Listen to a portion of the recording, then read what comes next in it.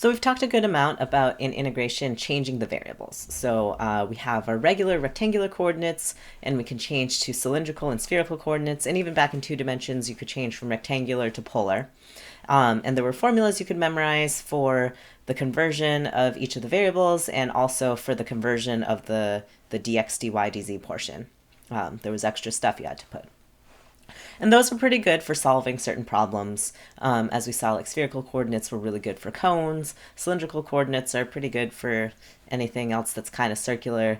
But it was a little bit frustrating, at least to me. For example, if I tried to integrate on an ellipsoid, and then if you try to do that with spherical coordinates, it's frustratingly difficult.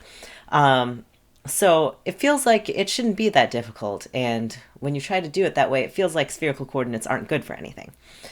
So we'd like to have a little bit more flexibility. We'd like to be able to change variables beyond just cylindrical and spherical coordinates.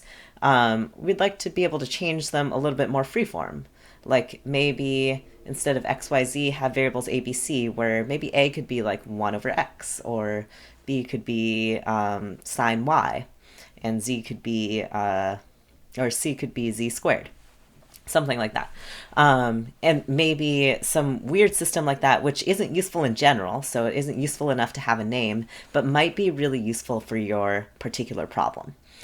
So this general technique, we're going to introduce a Jacobian, and we're going to be able to change variables in general without having to memorize a new formula for every specific type of problem.